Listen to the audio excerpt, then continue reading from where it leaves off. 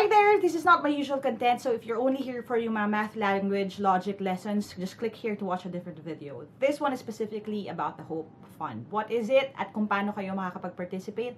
That's what we're going to talk about today.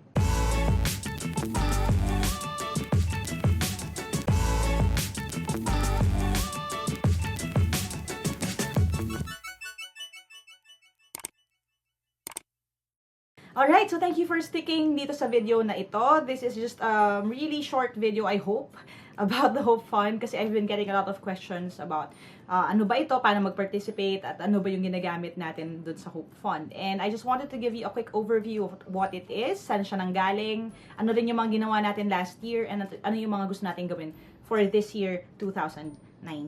Alright, so just a quick background on the Hope Fund. That is actually something that I did even before, nung nagtatrabaho pa rin ako. Ang ginagawa ko talaga ever since is I keep a percentage of what I earn, or a fixed amount of what I earn.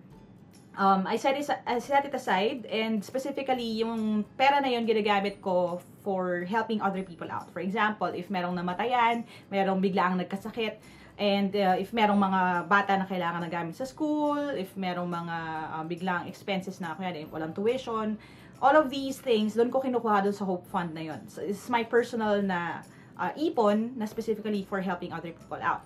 And doon din nanggagaling yung contribution ko then for my first ever World Vision Scholar. So, yun yung ginagamit ko doon. It's what I call Hope Fund. Kasi Hope Fund yung tinawag ko sa kanya.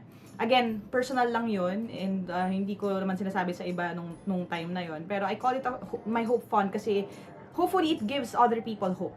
Kasi syempre may pinagdadaanan sila or may pangangailangan sila. Hopefully yung maibibigay ko, kahit maliit o malaking amount, will give them hope. And ang rule ko lang doon, na number 1 rule ko is I cannot use it for myself. So, ibig sabihin kung ako yung nagkasakit, ako yung nangangailangan, hindi ko pwedeng gamitin yung pera na yun. Kasi yun ay purely pambigay sa iba. Hindi ko rin siya pwedeng gamitin for my family, my relatives na malapit sa akin. Hindi ko siya pwedeng gamitin doon. So, again, yung Hope Fund pambigay sa labas, pang sa ibang tao. Now, why am I telling you about this? Kasi last year, 2018, things changed dun sa Hope Fund. What was my personal project turned into Team Lyqa's project. So, maraming tao ang nagsimula tumulong dun sa Hope Fund. Nagsimula na lumaki yung vision for the Hope Fund. And it all started with one event, actually. Well, before that, meron ng mga tao na nagpapadala sa akin ng money to help other people out. Nasabi ko naman kasi lagi sa inyo na when I teach sa mga lugar katulad ng mga state universities na yung mga students can't afford their own handouts or can't afford ball pens or anything na kailangan nila, I actually use my own money to buy their handouts or to buy their pens and their pencils. Dati pa yon, even before na lumaki ng ganito yung team natin. Now, last year, ang nangyari was, sa isa sa mga charity events or sa isa sa mga outreach events natin, biglang nag-back out yung magbabayad dapat sa worksheets or sa handouts ng mga kids. Ito yung sa school goals ng CCF Commonwealth. So, a week before the event, biglang hindi pwedeng i-produce yung mga handouts like what was originally planned. So, nagulat ako, tapos parang, actually, nagpanic ako, nalungkot ako. Kasi ang feeling ko din was, kasi ang expected namin 250 to 300 kids yung darating. And ayoko silang pumunta doon tas wala silang handouts. Kasi alam niyo naman kung gaano ka-importante na meron kayong susulatan or meron kang notes or test that you can work on pag uwi mo sa bahay. So, what I did was, nag-decide ako na sige, ako na yung bibili, akong gagawa lahat, ako ang magbabayad for that. Which is, honestly, medyo challenging din if you talk about 250 to 300 kids. Kasi sabihin na natin na 50 pesos per student, malaking pera pa rin yun. Especially for someone like me na ito yung ginagawa. So, wala akong full-time job. And nung one time, I was holding a live stream session sa YouTube. I just mentioned sa inyo guys na maybe some of you would want to help out. And some of you actually volunteered to do that. And through Super Chat that night, we collected enough money to send 100 of those kids dun sa event na yon. And even after that, nung nalaman ng iba na, pwede pala yun, pwede palang tumulong, pwede palang mag-give back sa community ng Team Lyqa, some people started sending money even after that. And we actually covered yung expenses for those 250, 300 kids na umattend doon sa School Goals na event. So, isa munang malaking palakpakan para sa inyong lahat who participated sa project na yon. And I'm just really proud of you and what we did. That's one of the things that I told the people nung punta ako ng YouTube na EduCon sa India. I told them about that. Na I'm so proud that my community, you guys, my subscribers, the team, you guys are really selfless. And I see that all the time. Whether people pass the test or hindi, I get messages saying na, Coach, sabihin nyo lang po kung ano yung may tutulong ko, ano pong may tutulong ko, anong magagawa ko, how can I give back? And natutuwa ako about that kasi parang umiikot siya, umiikot yung good thing or good deed, nagpe-pay it forward tayo. So, I'm really, really proud of you guys. And what happened, honestly, nung time na yon was, even after the event, people were still starting to send money pa rin. So, may mga sukle doon sa school goals na event. Ang ginawa natin doon sa sukle was, I just used that as the Hope Fund. Hiwalay ito doon sa personal Hope Fund ko. Ha? Basically, ang Team Lyqa itself, meron na siyang sariling Hope Fund. Yung pera na pinapadala ninyo when you say na parang, Coach, para sa Hope Fund to. And some people actually pledge na, Coach, every month, this is what I'm going to send for the Hope Fund. Naiipon yon. And the next event that we did was yung sa Laurel, Batangas. We went to Laurel, Batangas. There were 60, 70 kids who we talked to. Nag-hold tayo ng Get Hired seminar doon. Yung Get Hired seminar is, basically, I teach them how to write their resume, how to answer interview questions, what they should wear, what they should do. And since those kids come from poor households as well, ang ginawa natin is, nag-prepare tayo ng parang starting kit sa kanila. So, for the girls, bumili tayo ng face powder, tsaka ng lip tint, para pang-apply nila sa trabaho. And sa boys naman, bumili tayo ng necktie. So, saktong-sakto yun na dumating yung mga extra na for the Hope Fund, ginamit din natin yung mga extra doon, pandagdag doon sa personal kong Hope Fund na ginastos natin doon sa Laurel, Batangas sa Get Hired na yon. Now, again, palakpakan sa lahat ng mga nag-donate para dun sa event na yon. And even after that, we started doing a lot of yung mga free events din, including yung the ones sa Horizon Ministries. Part of you guys, yung mga pinang-prize doon, galing din sa Hope Fund. Tapos, this Christmas, which again, hindi ko pa yata na video or hindi ko napapakita sa inyo, I'll just show you ngayon. This Christmas, what we did was we gave gifts to kids from rather poor community din. Just here dito sa may Batasan kasi malapit lang sa amin. So, there were I think 50 kids expected noon, 50 to 70 kids, ganun yung expected natin noon. Nag-gift giving tayo, so we bought books for their little library, we bought gifts for the kids, and Hope Fund also helped that project. So aside from my personal Hope Fund, yung Hope Fund natin, nagbigay din doon sa project na yon. And I just really was so happy doing that kasi I was telling the people who organized that event, sabi ko, alam nyo po, honestly, yung pera na yan, hindi lang galing naman sa akin, hindi lang galing sa family ko, galing yan sa maraming tao all over the Philippines and all over the world, honestly, because some of you guys send money from malalayong lugar, Abu Dhabi, Bahrain, Hong Kong, London, and you send that money for the Hope Fund and part din kayo ng project na yan. So that is why I wanted you guys to see all of these events na nangyari last year. And this year, we are going to keep doing that. So, ang Hope Fund po ay buhay pa rin. If you want to give, you can do that. I'll send the instructions. I post the instructions here sa description dito sa video na ito. You can also message me sa Facebook page natin, www.facebook.com/teamlyqa, to ask how you can give. Some people, ang ginagawa nila, pag nag-order sila ng reviewer or sumali sila sa review event, nagpapadala sila ng a little na extra. Sasabihin nila sa akin, Coach, yung sukle para po sa Hope Fund. Naiipon yun, guys. Yung mga patak na yan, na iipon yan, and ito yung mga projects na nagagawa natin. This year, we're going to start strong. First ever review event ng Team Lyqa will be with UCC, sa University of Caloocan City. We are expecting 400 and more kids.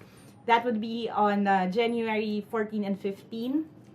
And again, kasama rin ang Hope Fund doon. We are also planning a big project sa summer this year, 2019. We are building a learning center somewhere in Batangas. And that learning center will have a mini library and as well as maybe hopefully a couple of laptops and a printer so the kids can go there to study after school.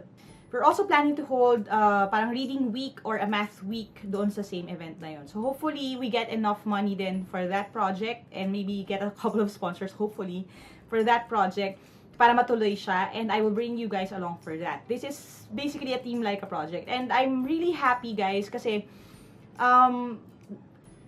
it's really about more than me na right now. And bakit ko kayo na-encourage to join this endeavor and also to give what you could? Hindi naman sa nanghihingi naman ako na parang kailangan yung gawin, ha. Again, you can give out of yung what you have, out of yung kung ano yung feeling ninyong you could give. And also, if you cannot give, that's okay. Kasi we really need a lot of prayers. Please pray for my health. Please pray for the donors ng Hope Fund. Sana magkaroon sila ng mas maganda pang positions, sana mas mabless pa sila, so mag-grow pa tong project na ito. Kasi I really hope we can do more this year than what we did last year. And one of the reasons din kung bakit ina-encourage ko kayo to give is because nakita ko na to sa buhay ko. Alam niyo yung saying na sobrang cliche, yung it's better to give than to receive. That is very true. It's also very true na kapag nagbibigay tayo, we get a lot in return. Okay? Mas malaki dun sa kung ano yung naibibigay natin. And naging totoo yan sa buhay ko. Bakit? Kasi like I said, yung Hope Fund was something I used to do, personal ko lang. Yun lang, sa akin lang yun. And nung na-notice ko na pag ginagawa ko yun, ever since I started doing that, lagi hindi naman ako nawawalan. Okay? It's very true what the Bible says about yung mga anak ng Diyos na nagbibigay. Hindi niya tayo hayaan magutom, hindi niya tayo hayaan na mapahamak. I haven't been to the hospital, and hopefully hindi pa rin talaga, in the past few years since I started making all of these free video lessons. My family's okay, my sisters are okay, all of us are doing well. And hindi ko naman sinasabi na dahil lang yun sa nagbibigay kami or dahil sa nagbibigay tayo sa iba. Pero I see na nandun yung favor ni Lord if we give back. And yun yung gusto ko rin ma-experience ninyo, guys. And honestly, one of the secrets, if you could say, if you could call it that, one of the secrets of Team Lyqa is that it's not just about you guys learning. It's not just about me helping you. The mere fact that you are also helping other people, whether directly by you doing something, or through the Hope Fund, or indirectly because anyone, yun nga, lagi ko sinasabi, anyone who buys reviewers, anyone who pays for the review events, the review, online review program, all of you guys are actually sponsoring hindi lang yung mga nag-aaral dito ng libre for free dito sa YouTube or sa Facebook, kundi a lot of yung projects din na ginagawa natin. So, kung isipin niyo sa bawat ballpen na binibigay natin sa mga estudyante na nangangailangan, sa bawat scholar, sa bawat napapakain or nabibigyan natin ng mga school supplies, all of these, they add up. And part kayo nun. And nababless din kayo in return. That's my hope. Na hopefully, again, the more you give, hopefully the more you receive din. And honestly, yun yung sikreto eh. When people ask, paano po nangyayari na parang mataas ang passing rate ng review events? Bakit mataas ang passing rate ng online review program? Bakit marami nakakapasa gamit yung reviewers? It's not, hindi lang yan dahil sa magaling ako or magaling kayo, honest or masipag kayo. Hindi. May favor talaga yan kasi again, yung proceeds, all of them, all of yung mga projects na ginagawa natin, they just throw yung good deed out there. And of course, diba, whether you believe in karma or in favor or anything else, and basically, all I want to say is, dahil napatunayan ko na sa buhay ko, sa buhay ng family ko, when you give, God has a way of turning whatever you surrendered, turning it in a bigger thing, and then sending it back to you.